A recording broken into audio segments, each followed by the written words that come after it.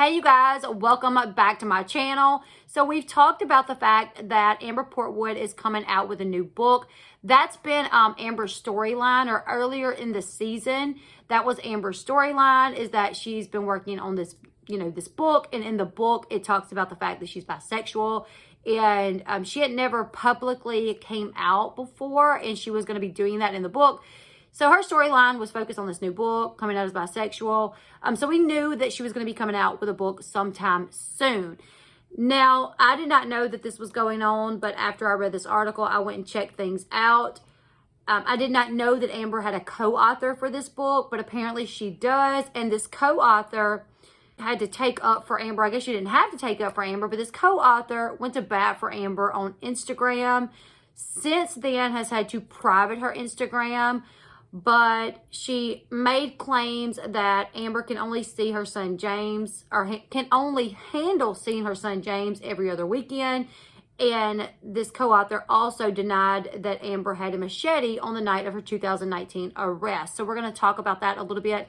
I do want to say this video is for entertaining purposes only. Do not take everything I state as facts. Do your own research to draw your own conclusion.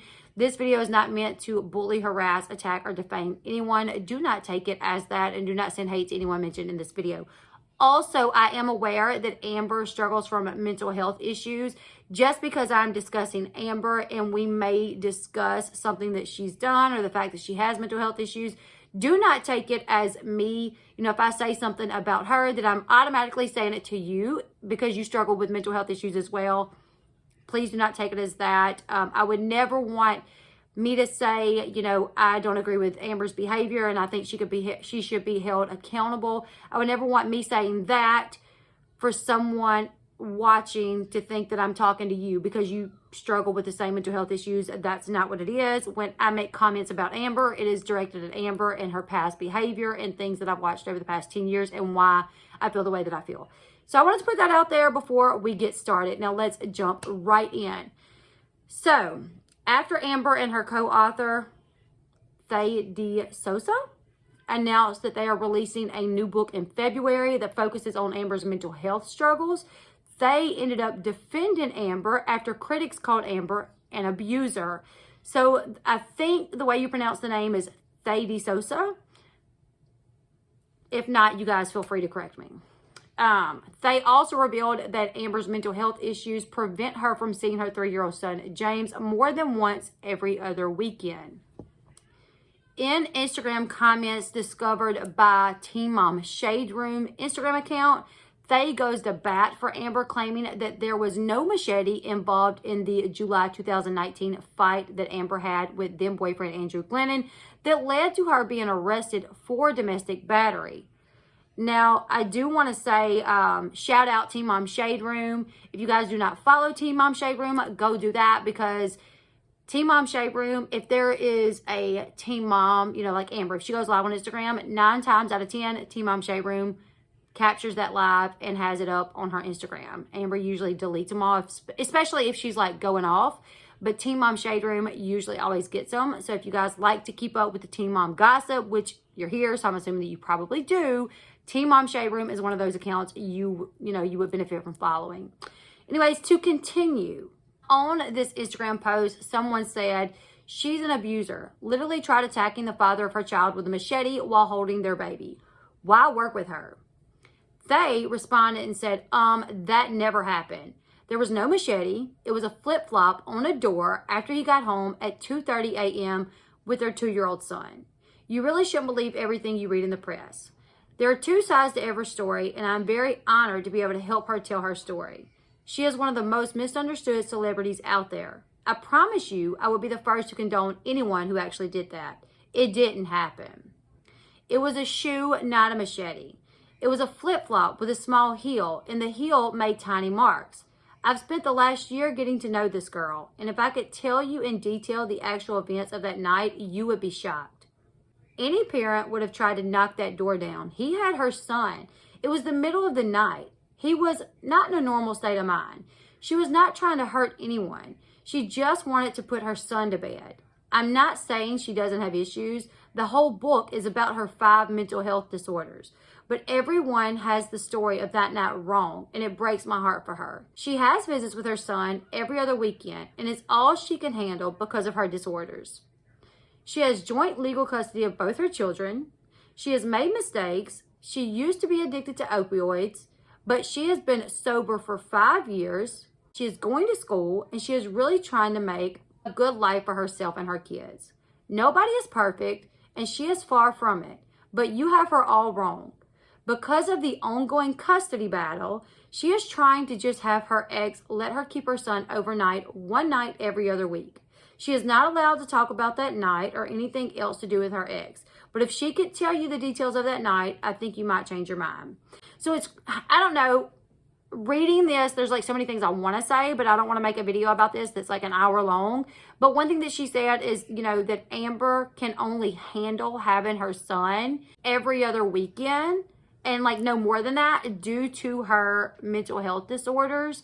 But there's literally an ongoing custody case where she's trying to get overnights. So is it safe? Is it safe for her to have James overnight if her friend knows that all she can really handle is every other weekend? Like maybe, 8 to 10 hours out of the day is enough. And, more than that overnight, having to get up in the middle of the night with the baby if the baby's not feeling well, or if the baby's like an early riser. Is that going to be difficult for her? Like, I don't know. But she says in here that she's been getting to know Amber for the past year. But we've watched Amber for like the past 10 years. And there are like police reports. There's, video, audio of things to where we all know. While I don't know if I believe that Andrew was chased with a machete. I don't think he was chased with a machete. I've listened to the audio. There's no chasing going on that I could hear. And I heard, Amber telling him, get out, get out, get out. No, I'm trying to get stuff. No, no, no. And then slam. He's in, the office with the door shut. And she's like, what are you doing? This is my house. I asked you to get out. And he didn't. So I don't think she chased him with a machete. But I do think after the point where he went in there and shut the door, that she possibly hit the door with a machete. Possibly. She hit it with something. I don't think it was a heel. But either way, those are just my thoughts and opinions on that. Let's get back into the story. Okay, as everyone may remember, the Ashley was the one that actually broke the story about the machete back in July 2019 after obtaining the affidavit for probable cause, which did mention a machete, as well as a flip-flop being used in the attack. So in that report, or whatever that is, the Ashley also reported in July 2019, using information straight from that affidavit, that Andrew told Indiana Detective Linda White that on the night of the incident, Amber picked up a sandal with about a 1-inch chunky heel and hit him in the shoulder, causing him pain and redness and a slight abrasion. There were reports that they took pictures of that abrasion as evidence. He told the detective about the machete as well. The affidavit reads as follows. She keeps a machete with a sheath on it. Amber picked up the machete, took the sheath off, and looked at Andrew with a look.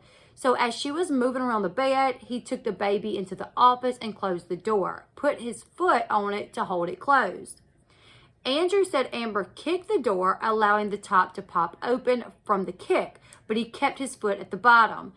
Amber then used the machete and began using it to put slashes in the door. Amber was arrested in the early morning hours and booked into Marion County Jail. Andrew told police that Amber had the machete for protection since she is unable to carry firearms because she's a convicted felon. Like, is it any better that you carry a machete? I don't know. They also discussed how Amber's mental illnesses prevent her from spending more time with James, who primarily lives with Andrew.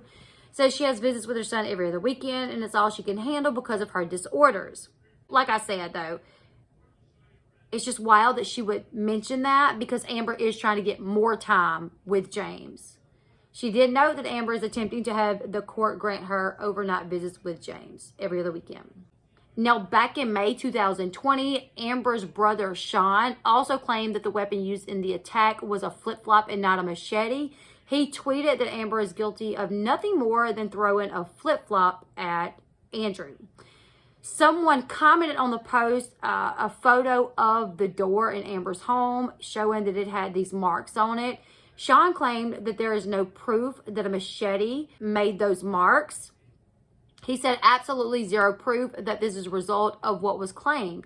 All the cameras and audio in the house and no proof at all of the alleged attack with a machete taking place. Zero. In the U.S., that means you are not guilty. So there's that, you guys. I do have to say, yes, there was video, there was audio that came out a few months after this incident took place. And there was audio from inside the bedroom, but there was no video from inside the bedroom. And it really did make me wonder, did he just record the audio and give it to people, you know, to that one creator to play because the video wouldn't completely match up with what was being said? I don't know, because we saw other videos. We saw videos from in the, you know, in the kitchen where they were about to go out earlier that day to go see the fireworks. We saw a video from when they were outside popping off fireworks. We saw a video from them coming in and out of the house. But the one video that there was only audio concerning that day in particular is in the bedroom, where there was claims that she chased him with a machete. In his victim impact statement, he said he contemplated jumping down a flight of stairs with his son in his arms. And just from listening to the audio, I didn't get that, you guys. I'll see if I can find the audio from that night in particular, and you guys can take a listen to it. Because while I do 1,000%, I think Andrew is a victim of Amber. I think she is physically, emotionally, mentally, verbally abused him. I just don't believe the machete incident. That's it. But still, I found it just kind of out there that this person who has known Amber just 1 year decided to jump in, you know, jump on social media and defend her and make all these claims that resulted in people commenting so much to her that she had to private her account. Like I said, it's the co-author of this book. You guys leave me your thoughts in the comment section below. Leave me your thoughts about what this co-author stated. Do you guys feel like she's making some valid points? Do you guys feel like she's correct with her information? But this is the way that I feel. You've known Amber for about a year now. You're getting her side of the story. Like, why don't you look at the documents? You know, why don't you listen to the videos out there of that night in question so you can hear the things that were stated? So you do know there was a machete mentioned in the audio from the bedroom. He says, oh, what, you're going to get your machete? Now, I never heard running, so I'm not under the assumption. I don't believe that he was chased. After he asked about the machete, she still told him, get out, get out, get out. And instead of walking down those stairs like she had asked him to do, he decided to go off into another bedroom. So you guys leave me your thoughts in the comment section below. What do you guys think about the co-author stepping up to defend Amber? I feel like this may be the last time because she was probably bombarded with responses after that. But yeah, Amber hasn't said anything about this yet. If she does, I'll try to make sure I bring that information to you guys. Leave me your thoughts in the comment section below. Make sure you give this video a huge thumbs up. Subscribe to the channel if you haven't already. And until next time, I'll see you guys later. Goodbye, everyone.